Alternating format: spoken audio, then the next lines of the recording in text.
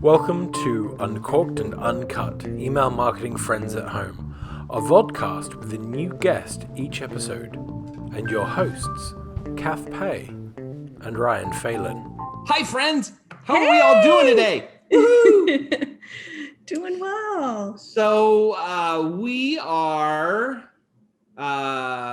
should we tell them what date this is that we recorded it? What the hell? We're not like, this isn't like television. Who cares? Yeah.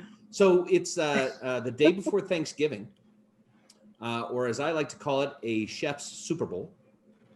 And so we all have the day off, and we decided to record with our good friend April Mullen on Uncorked and Uncut Season 2. And I'm joined by April and also my co-host and partner, Kath Pay. Kath, where are you still in paradise? And how much does that suck? It sucks. Oh Yeah. my gosh. Yeah. I'm in paradise still. I'm so jealous. Like you're all sun-kissed. I'm over here like pasty. Haven't left my house in 8 months. I am so jealous. Yeah, I'd flip you off, but this is a family-friendly show. Exactly. We're all friends here. We're all friends. So let's cover some important stuff. First, welcome April to the show. Thank you for having me. I'm so excited to be here. I've watched some of the former episodes and it's so much fun. I was like, how could I say no? This is a blast. It's just friends. It's just friends at a pub, socially distant, That's right. So what are we all drinking? So April, you go first because you have one of my favorites. Yeah, so I am still drinking coffee, and then I have a separate glass of something yummy here.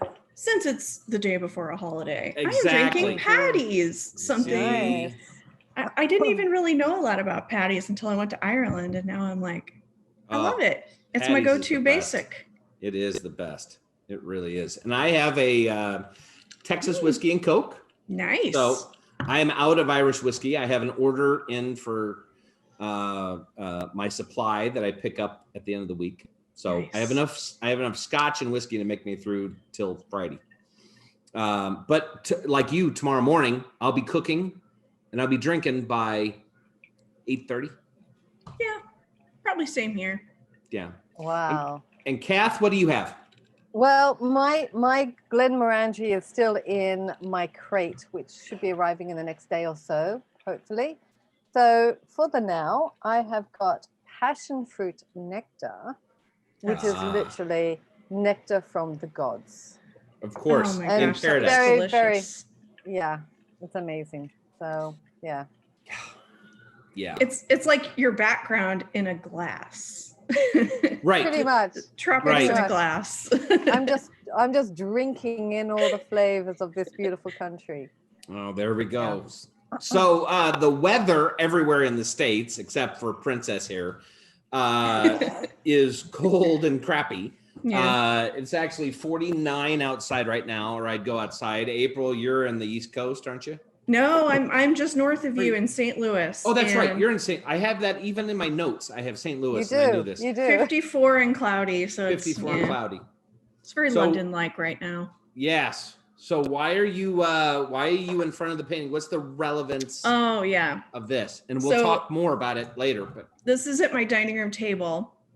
And these are just like places I've been in the world. So I am, like a lot of people, just missing travel so much. So I have Whiskey A Go-Go from the Sunset Strip. I love that part of Los Angeles. I love the whiskey. I love live music.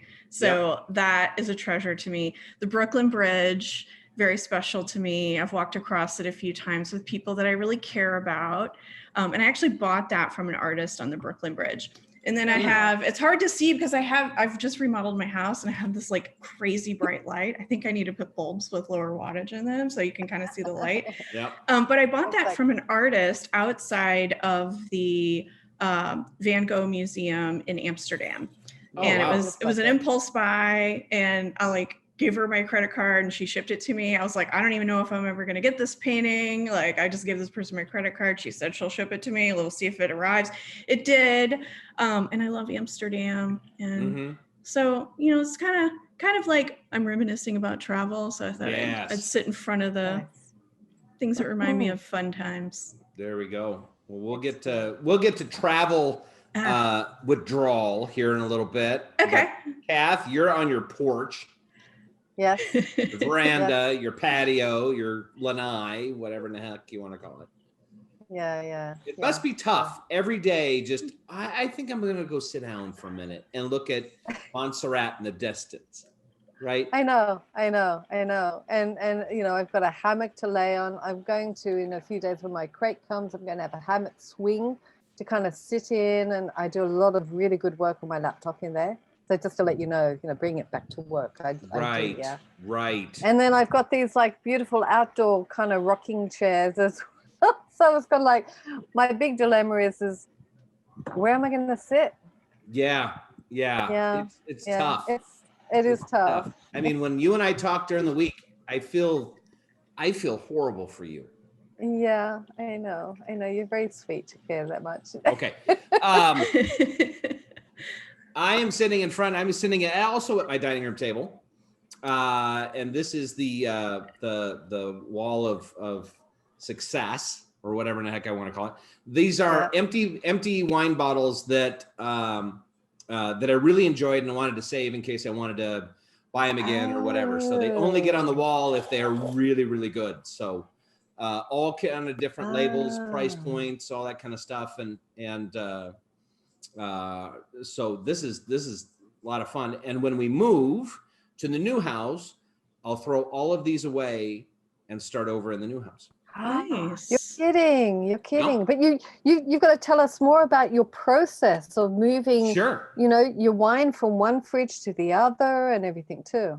It's so I hire movers because I'm too old to move anymore, and nobody wants to help people move. And so I have about 10 guys that come, and I'll peel off 3 of them. And so I have boxes for all of the bottles.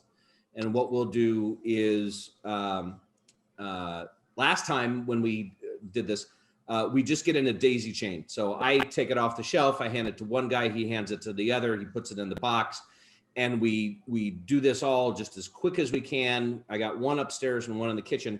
We get everything in boxes, and then I load up 3 cars, and the wine fridges go on last. So we'll unload this right before we're ready to leave.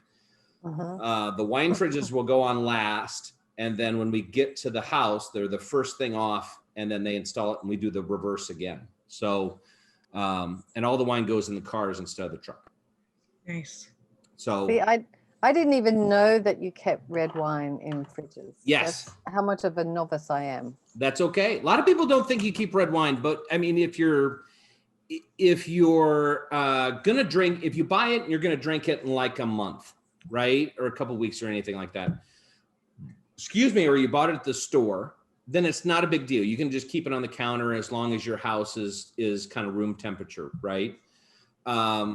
But if a lot of the wines that I have, I'm aging them. So on average, I keep all of my bottles about 7 years before I drink them. Wow. And so I've got, this year I'm opening everything from 2013. And, and so, I've got close to 600 bottles in the house, 540, I think, somewhere in there. Wow. And, so I just, all of them are at red wine at about 55 degrees. And that helps preserve the wine and age it. And it's to replicate a wine cellar. Wow. Okay. Learned something today. Very, very good. There we go. There you go. So let's dive into our guest. Yes. So first, tell us about your family. So Aaron is your husband. Yep. You have 2 dogs. I have 2 dogs that are adorable. Caden and Josie. Yep. They have human names. Yes. That's okay. My old dog was Joey. So. Yeah, that's totally a human name. So tell about your family. Where'd you grow up? That kind of stuff. Yeah, I actually grew up in the sticks. I grew up in a town called Salem, Missouri, and it's like middle of nowhere. It's halfway between St. Louis and Springfield, Missouri, for people who know where even those I two actually know where cities that are. is. I went to college. I went to college up by Maryville, which is also in Essex. Okay. So yeah, so I grew up in Salem, and then I went away to college, and when I moved back after college, my mom had moved to St. Louis, the city. And so that's kind of where I planted roots. That's where I met my husband. I had aspirations of maybe going to New York or something like that. But, found a guy, stayed here. But it turns out that we have a pretty fabulous life. We live here in the Midwest. He had actually just moved back from California when we met. And, he had dreams to go back to California. I was like, I think I'd like to go to New York. And so we're kind of planted in the middle. And I actually refer to myself, one day I'll do something with this, but I refer to myself as a global Midwesterner because I'm like, everything I want is a plane ride or a couple plane rides away. Like it's not that big of a deal. The world, I think because of the digital age, it's just gotten smaller. So we've decided that we're going to stay here. For years, I wanted to leave, but now I'm like, we may stay here. If we do move, it'll be somewhere like Denver, like still not going to like California or New York. Right. Yeah. So yeah, I'm married to my husband, Aaron. We got married in 2008. So we've been married for a long time. I still like him. He's a good guy. That's good. Healthy.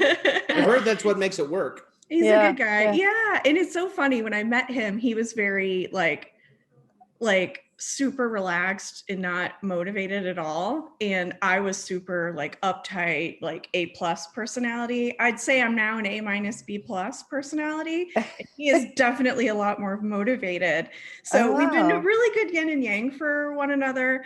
And he gives me roots that I think I would have just been a nomad if it hadn't been for him. So he gives me good roots, but no kids, no plans for kids. We have the two dogs, Caden and Josie, and they're the lights of our lives. And Yeah. they're funny. They're hilarious. What type of dogs are they? So my big dog is a rescued pit bull, which I know those are banned in the UK. They're actually banned a lot of places, but he's so sweet. I always hated pit bulls, and then I adopted him because I fell in love with him, and I'm like, oh, they're so great. So I've actually hiked with hundreds of pit bulls, and I'm like, I think they have a bad rap. But anyway. Oh, they do. And it's wrongly so. And it's just because of what the people do with them. Exactly. They're so loyal that they can be coerced into doing really terrible things. And then Josie is a French bulldog, and she beats him up pretty much daily. And she's 21 pounds. He's 75 pounds. Hence her name, Josephine. Josephine, yes. I told my husband, I said, pick a French name for her, but one that would have like a cute kind of nickname. He's like, Josephine. And I was like, ooh, Josephine. Yes, ooh la la, Josephine. So she's about a year old. She really has made 2020 so much more fun, even for our big dog. We were worried that he would be like, oh, you're taking my attention. But he is just like, he is like a puppy, just having that energy in the house. So so that's my family, and then the moms live right down the street from both of us, which is kind of serious. Cool. So my husband and I, we bought a house in the same neighborhood where he grew up, and so we're one street over from my mother-in-law, and then I've timed it, it's a 10-minute walk to my mom's, around 10 to 12 minutes. And then it's a 3.5-minute drive. So I see my mom all the time. And my mom and I fought a lot when I was growing up. But now that I'm older, she's like my best friend. We have no secrets. It's so crazy. That's so lovely. That's really, we joke about it. And she must be really, really proud of you and what you're doing. Oh, she is.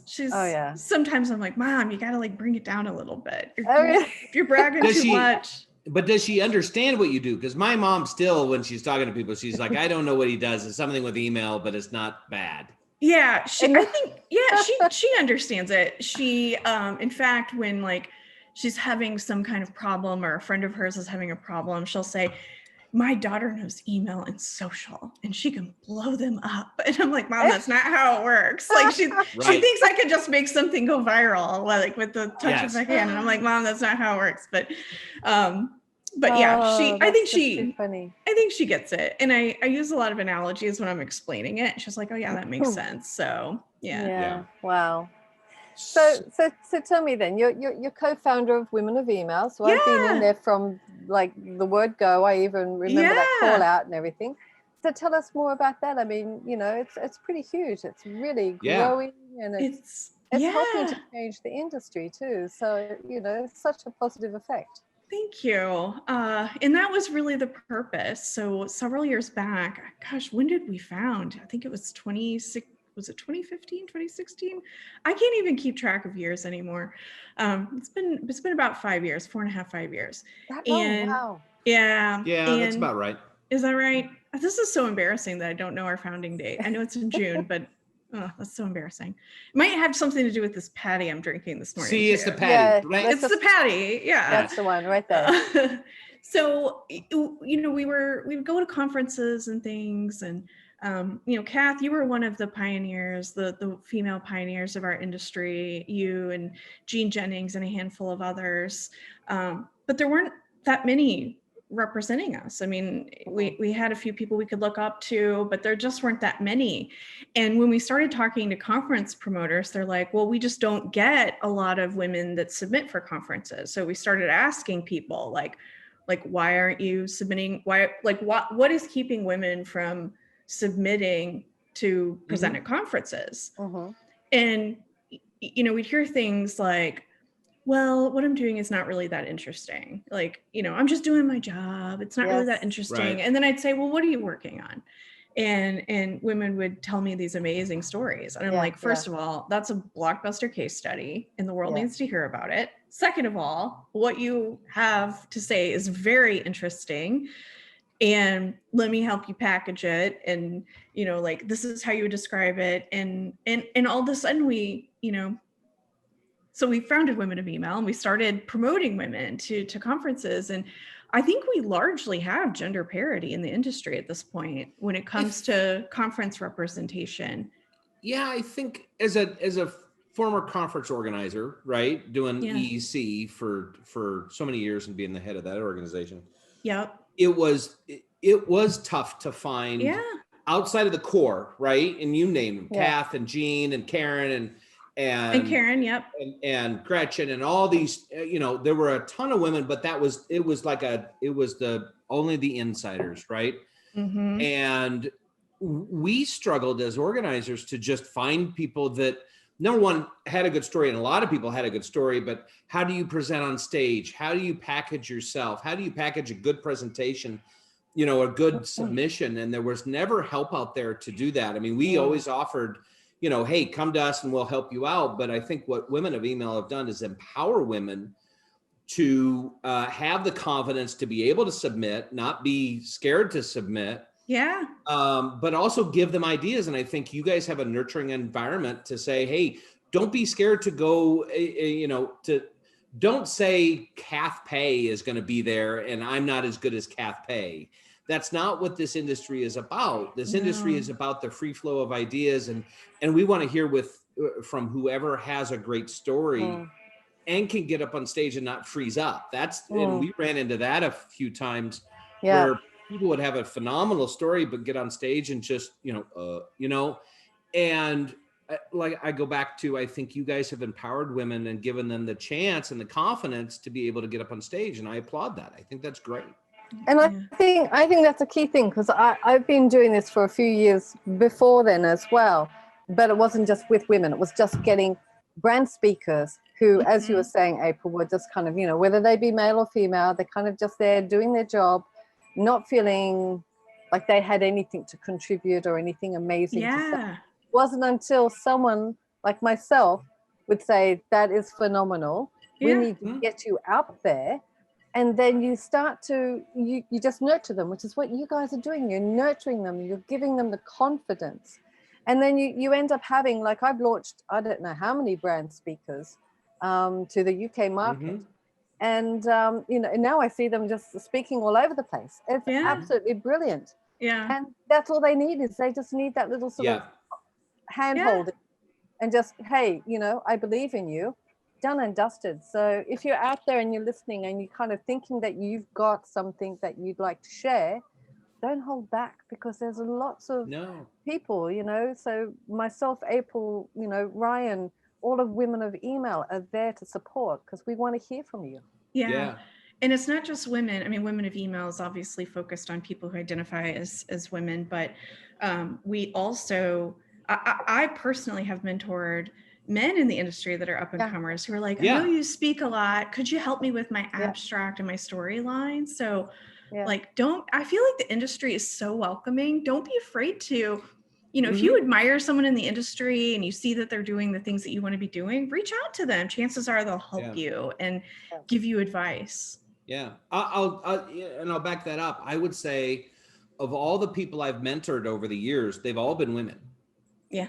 And I would like to see men step up and say, just to your point, hey, I'd like, and I can remember a very, and I'm not going to name her because I'll embarrass her, but a very popular woman in the space came to me one day and said, would you mentor me? Would you help me with stuff and give me advice and all this stuff? And I was honored. I was like, yeah, sure. Of course. But if you're out there and you want that kind of stuff, I don't know of an insider in this space that would say no. I don't know. I don't know. And on the women's side, I don't know that you guys are built to say yes. And so I think, to your point, this industry for 20 years has been incredibly accepting of whoever wants to come. I mean, my God, we got Delaquist in here, right? And he's a good friend, but he says weird stuff, but we all listen to him because he's got something to say, right? Definitely. So I encourage people every day to call people like Kath and you and me and say, hey, can you help me? Yeah. And I think that Women of Email just really ended up empowering and fast tracking, what had to be done, what needed to be done. So there is that equality and equity happening now on stage, but also everywhere else as well, so part of the forum. It's so busy. Oh my goodness. And it's just so lovely to hear that, asking questions. No one is afraid there of being thought of as being silly because they're asking a question. Everyone is so supportive and just says, okay, great. This is what you need to do. And so it's really kudos to you guys. Thank you. And we're trying to up-level the organization. We brought in some new board members because this is all like, on the board members, we've self-funded, we're getting more sophisticated now, though, like looking at how can we develop sponsor packages, and then also like how do we deliver on those packages, and really start to up-level the org in terms of doing more. We did just launch a blog, although the blog needs, we need to set up RSS on it. Like there's some things we need to do for it, but hey, we have a blog now and we're having a regular schedule, and we have Jen Cannon as our editor-in-chief. And so we're definitely thinking about what does the next evolution look like? Yeah. I'm excited to see what it is. Yeah. Let me ask you a question. Why email? You graduated with an MBA. Yep. And you chose this crazy nutty place. I know. I mean, listen, we're nuts. We are. But why? I mean, why choose email? Because your first job out of your MBA was in digital, and then you got into email and you stayed there. And you're of the class, I think, of the newer influencers and thought leaders in the space, right? You're not the old people like Kath and I. But why email? Why stay here? Well, email found me, it did a lot of us. So actually, my undergraduate degree is in art history. Underwater basket weaving, as some would say. I love it though. I love art, and it, when I travel, it makes it more meaningful to go to museums and things. But I graduated with an art history degree and was like, what the heck am I going to do with this? Probably something I should have thought about before I got the art history degree. But I graduated and was like, what can I do with this? And I was like, I'm kind of leaning toward marketing. So I got like this entry-level marketing coordinator job where I was supporting a bunch of digital people. So I was doing like comparison shopping, affiliates, email. I launched site reviews through Bazaar Voice when that was a fairly new product. Oh, wow, yeah. So I was doing like Wow. kind of like a bunch of things, had no idea what I was doing. But then back then, no one really did. Like people knew about email, but a lot of the stuff was fairly new. So the person left that ran the email program. And of course, like all companies, even today, when the email person leaves, the boss freaks out and goes, "Oh my God, we got to backfill the email job." And they're like, "April knows how to do it. April, do you want to become the email manager?" And I was like, "Sure." So that's kind of how it found me. I mean, I was kind of doing this pivot from art history, and then somebody left from the coordinator that I was supporting as a coordinator, and then I fell into email, and then it kind of was the history written there. But why have I stayed? I really am super bullish on email as a channel. I think it has gotten the short end of the stick reputation-wise for far too long. It's human to human. It's, you know, it's first-party data. And I actually think the last laugh is going to be on all of us in the industry in the next couple years when third-party cookies go away. We've already seen IDFA go away. And I think this whole thing of like, you know, just keep reacquiring customers over and over and not really focus as much on retention is going to be a thing of the past. And I think CMOs are starting to like, okay, you know what?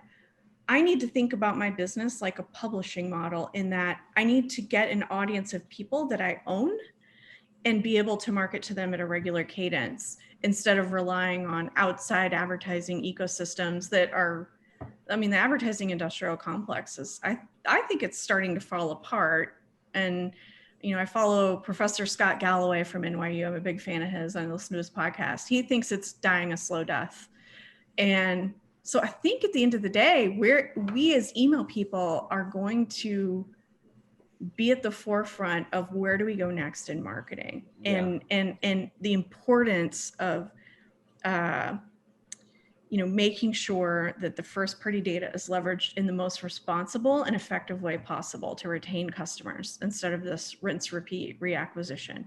Yeah. So we'll see. I don't know. Maybe I'm very Pollyannish in those beliefs, but, and then I combine that with, I think, innovation in the coming years. And Ryan, I know you don't like AMP. We've talked about this, and that's cool. And Kath, I know okay. actually you don't either. But here's the cool thing about AMP though. And it's not even necessarily about AMP, but it's the spirit of AMP is that it's going to make emails more app-like. And if you consider email as an app, it has the most users of any app globally. So it could overcome, I mean, again, maybe I'm Pollyannish, but if we keep pushing, maybe, and it might not be AMP, it could be something else. But to me, the spirit of AMP is like, oh, email is going to become something really interesting. Yeah. So I don't know. I love it so much. I sound like a giddy school kid, but I think it's going to have longevity, and no one owns it. It's not owned by Zuck. That's it. That's it. Yeah. See, that's it. See, you know, and I think you've nailed it right there. And I've written on the same thing as well.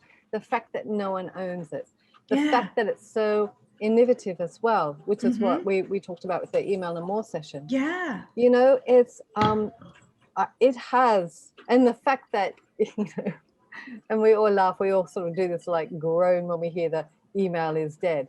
And that's because our, I don't want to say competitors because they're not competitors, but they see that us as being a competitor because we're a threat to different channels and everything. And so they want to do this whole, you know, email is dead, hoping to kill us off by just actually popular view or something. But the fact of the matter, popular view is we have got more loyal consumers and businesses that are using email on a daily basis than ever before.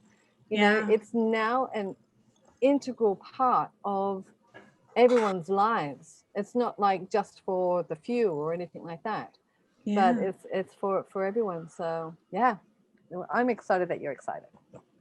No, it's I mean, like I said, you're part of this new class of thought leaders, and I love the energy. I love the, you know, and to your earlier point, we want people with, I think this industry just needs perspective. Yeah. it doesn't always have to be the same. Yeah, I don't have to agree with you on AMP, but I still No. think I still admire you for your passion and for your outlook and what you're doing. And I think that that's what's important about this space is that it doesn't matter. What we're looking for is intelligent thought and a community of, and I've said this so many times, I think Kath's just sick of hearing it, but we lift all boats. Everything is lifting everybody else up to help everybody else out. Yeah, exactly.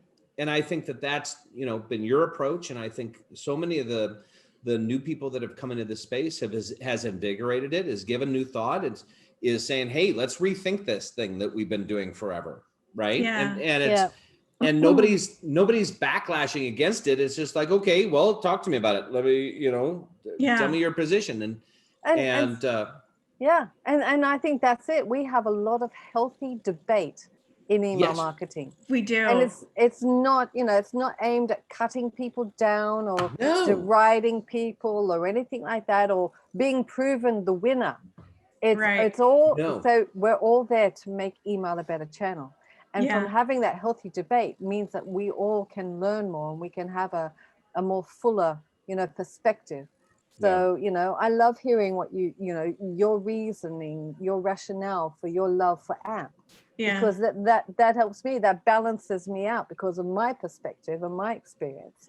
Not saying I hate it too, by the way, but I'm just not as enthusiastic. I'm not as bullish on it. Yeah, that's it. It definitely has some challenges for sure. Yeah. But it makes me, when you bring it up, right, it makes me re-examine, okay, am I thinking about this right? I'll tell you, after the webinar that you did with Kath, I actually went back and I was like, all right, let's check this out again. Let's see if but that's the good thing. I didn't refute it just because you said it. I didn't refute it because I disagreed with it. It was like, well, let me take a look at it. And I think everybody in this space has got that mentality of, well, maybe I need to rethink this, or maybe I need to look at it a different way. Yeah, absolutely. Yeah, I love that about our industry. Yeah, and as we always say too, or I mean, I'd say, and I know others do as well. Just because something is right for someone doesn't mean it's going to be right for everyone. Right. Yep, and I think that's what it is. And so it's always good for someone, again, if you're sitting out there listening, try and hear as many perspectives as you possibly can, and then take it on board, make a decision to do a test and see if it works for your brand. And then you've taken everything on board. And I think that's the exciting thing about email is there are lots of different perspectives, and there are lots of very excited people like ourselves. That's right. Yeah, so that's brilliant. So tell us more then about you've been in this new role at SparkPost. Is it a year? Is it?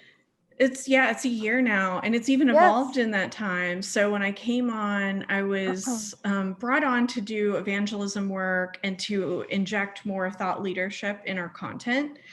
And my role has recently evolved to director of brand and content marketing. So I'm now, I'm still kind of doing the evangelism stuff, but I'm actually working on helping to pivot the brand into something a little bit different than what it's traditionally been. So I'm actually going outside of even my own comfort zone a bit by doing more like brand type of work that I've been an email geek for a long time. I've done a lot with, I've done client marketing in the space, but doing things on the front end with awareness and brand is something new to me, but it's really exciting. So I've been doing a ton of research, kind of plotting, even doing blue ocean strategy for the company and plotting like where our opportunities are in terms of what enterprise companies want in the space. So it's been really exciting to help not just shape the brand, but help to shape the strategy of the company.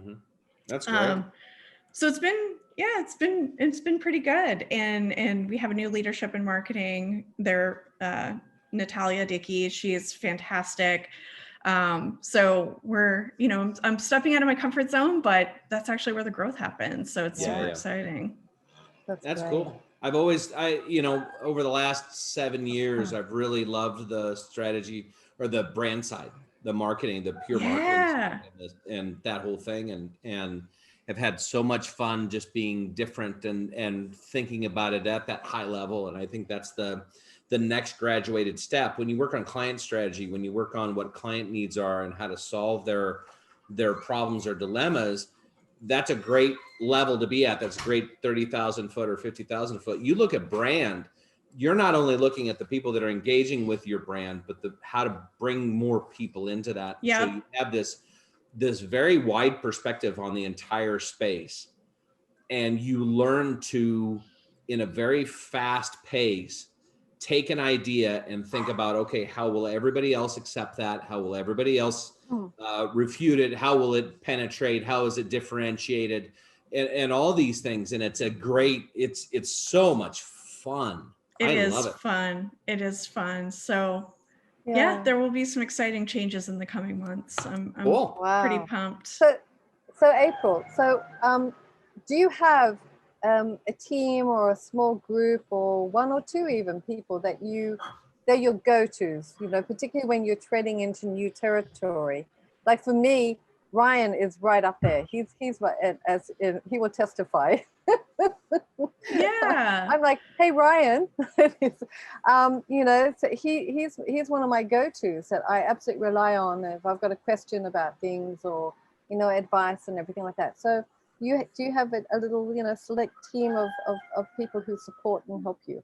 Yeah. Yes and no. I think I really struggle, and I've talked with Jen Capstra, one of my co-founders at Women of Email, about this.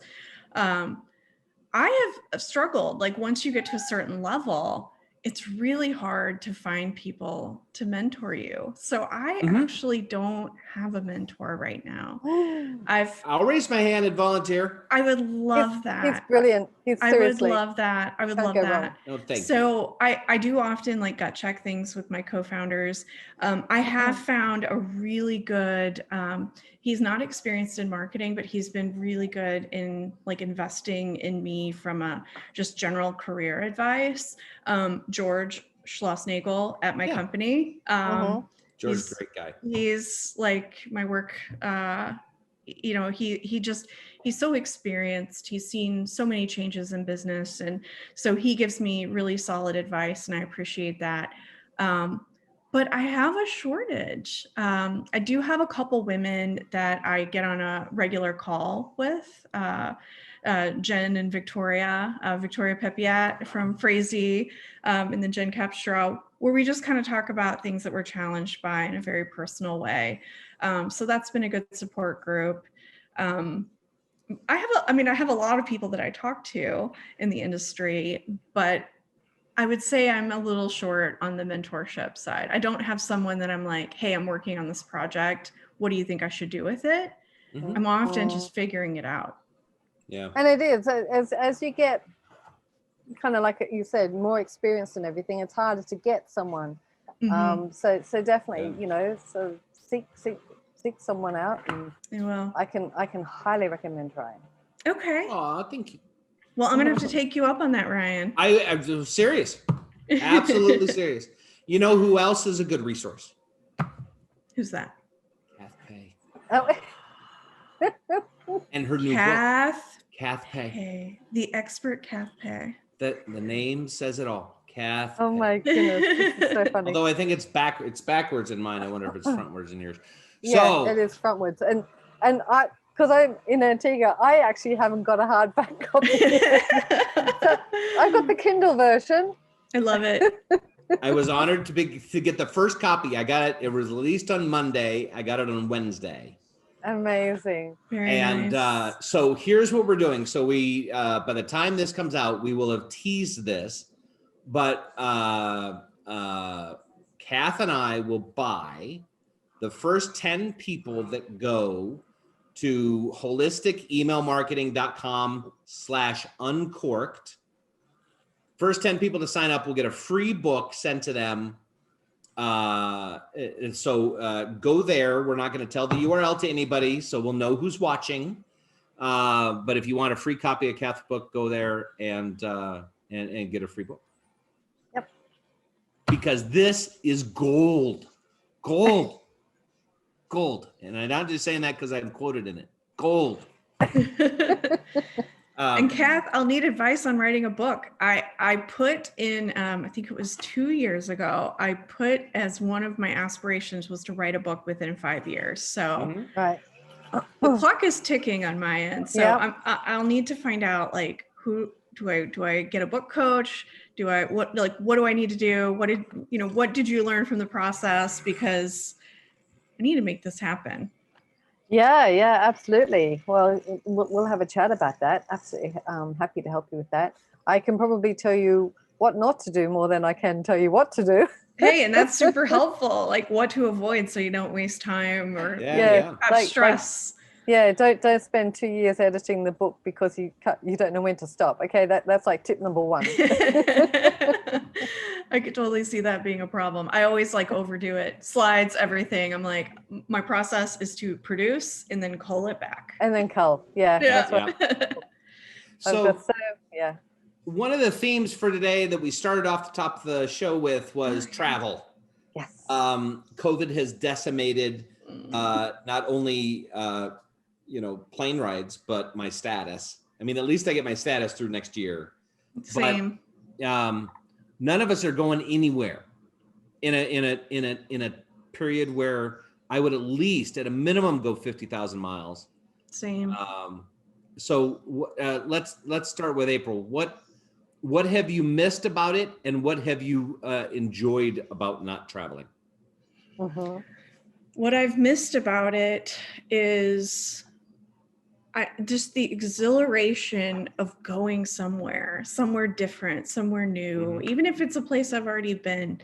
And the cool thing about being an active traveler for a long time is you start to make friends in different cities. So I miss like being in London and meeting up with some people and having a pint, and at a pub, like, hey, let's meet for drinks. I miss, dinners. I sound so spoiled. Dinners in Paris. I used to have a team in Paris when I worked at Soligen. I had employees there, or an employee there. So I would frequently, at least a couple times a year go there. New York, same thing. And so I miss like being able to catch up with my friends. My network and my life is so much bigger than just what's here in St. Louis. So I really desperately miss friends all over the place.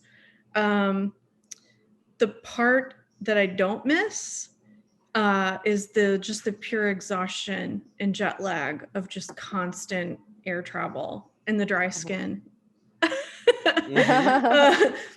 Living on airplanes, I used to joke that like I'm 30,000 foot over somewhere. It's nice to be home, although I will admit, I do think I'm failing a bit and I want to get better by the first of the year. I know it's ridiculous to have resolutions, but I want to try to actually do that this year, where I haven't established a routine. I still live with the excuses of active travel. So like I just think to myself, like, there's no other time in my life, in my professional life so far, that I could have had like a really solid routine. Like you wake up at this time, you work out on these days, you plan your meals on Sundays. I never could have done that. And my life was living by the airplane. I was at the mercy of whatever was around me. And so I have really failed at maximizing the opportunity of being more planful. So I am definitely going to work on that when we get on the other side of the holidays. Yeah. Cool. Kath? Oh, so me. Yeah. So there's work travel, then there's personal travel, right? Yeah. So work travel. Yeah, I miss being paid to go places and to meet new people and to have my mind stimulated with, just discussions and like, we're talking about those debates and everything. Then as far as the actual, I always, because a consultant, so kind of I want to say my time is my own, which of course it isn't, but in the good old days, not so much the last year or so, because I've been really, really too busy. But I would always sort of book a day either side of going. Yeah. And particularly if it was a new place. And I would go explore, and that was always really, really lovely. So, and because of that, I've gone to see, you know, much of the world, and I'm totally blessed.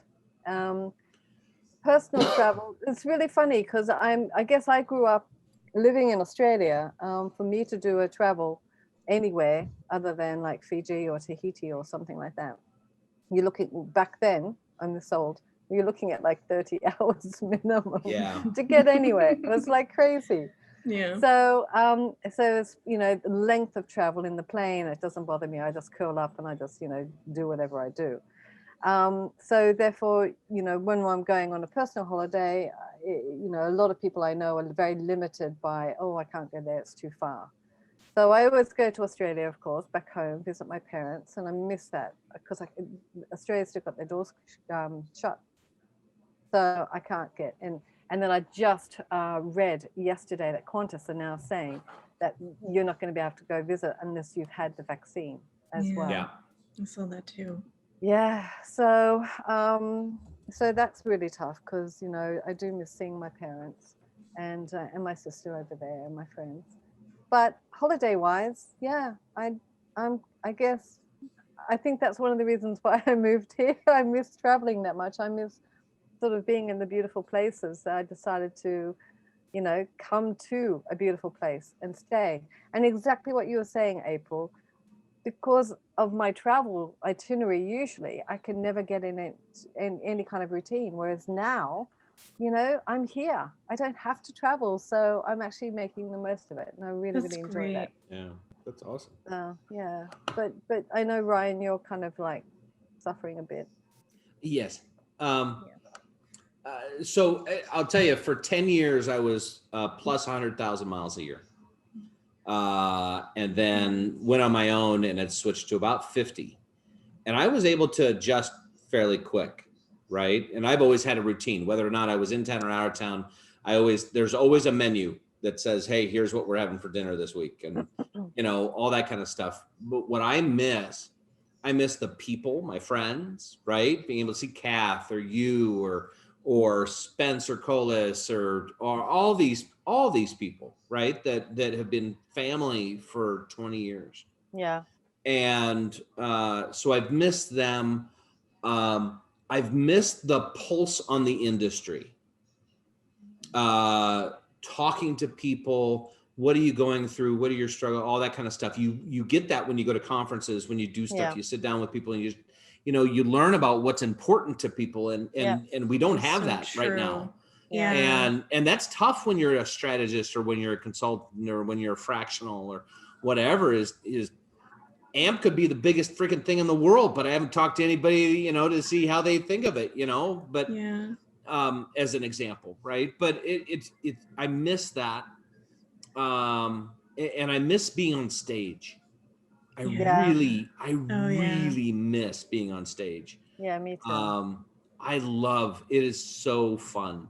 It's addictive, isn't it? It is. It's a. I'll tell you, when I get off stage, it's a high, right? It's the same high I used to have when I was a DJ, and so I miss that. The thing I don't miss though, is the process of getting there. Is going to the airport and going through security with people that don't know what they're doing, and then you get to the gate and everybody wants to get on first, whether or not they got a first, you know, whether they're supposed to be first or last, and you know, it's, you know, then people walk on and they're coughing, and it's just, you know, it's old, right? Then he goes, you know, when I was flying 100,000 miles a year, I was in a hotel 50% of the year. That means 50% of the year, I was sleeping in a bed that many other people had slept in. Wow. And it just, you know, that's the thing I don't like. But I miss being to London and New York and San Francisco and sailing with John down in SoCal. You know, I miss those experiences. Yeah. So we got a couple minutes left. I'll go around the room. What's the two coolest places you've ever visited? Work or personal, doesn't matter. Gosh. Let's say work, because work paid for the best place you've ever been. I have one for each, if that's okay. Go for it. Malta was cool. That was work. Yep. But I made a fun thing of it. And I really, really liked Hong Kong. I loved it. Nice. Really? I loved it. I absolutely loved it. Yeah. Wow. Okay. Very cool. Kath? Oh, okay. So one personal, one business. Business, hands down, without a doubt. I mean, I've been to amazing places, seriously. Cyprus, New York, all of Eastern Europe, Russia, you name it. I've been to amazing places. My favorite, without a doubt, is New Orleans. I loved it there. Yeah, It's really, really charming. good. Yeah, yeah. I love the music, the vibe, the people, Yeah. the food, everything. So yeah. So and then personal, well, Yeah. yeah. Background speaks for itself. Exactly. Whatever. I'll say work was probably Cannes. When Nice. I went a few years ago, closely tied with Amsterdam. Amsterdam. But Cannes was just, I mean, you never go to, I mean, in work, there's only one reason to go to Cannes, and that is a big whoop. Yeah, but also from the sounds of it, what you actually did there, and it was just ridiculous. Yeah, exactly. It was absolutely. We could spend a whole episode. We should have Allie Swerdlow on here. That would be so funny. Yeah, that would be hilarious because we could tell a Cannes story. Everyone would be sitting there with their mouths just going. Oh yeah, I mean, yeah. I was on a yacht, and what's the rapper's name that sings "I'm on a yacht" or "I'm on a boat"? Is it T-Pain? Yeah, T-Pain. So I'm on a yacht, and T-Pain is 20 feet away singing or doing the "I'm on a boat." Oh my gosh. Yeah. Yeah. That's how crazy. Funny. And then personal, I would think St. Martin or Costa Rica. I mean, somewhere in the Caribbean. Yeah. That's what I've missed this year because we usually go to the Caribbean once a year. Oh well, one day, friends, very soon we'll all be able to get back on planes and go crazy. I've already got my list. Does everybody have their list of cities that they're going to as soon as this is done? Oh yeah. I got my 5. You, Kath, everybody's gonna come to you. Yeah, everyone's welcome. Because I've got Antigua on my list. So. Yeah, definitely. Well, friends, April, thank you so much for joining us. It's been an honor and a privilege to have you on, and I have admired what you've been doing in this space, and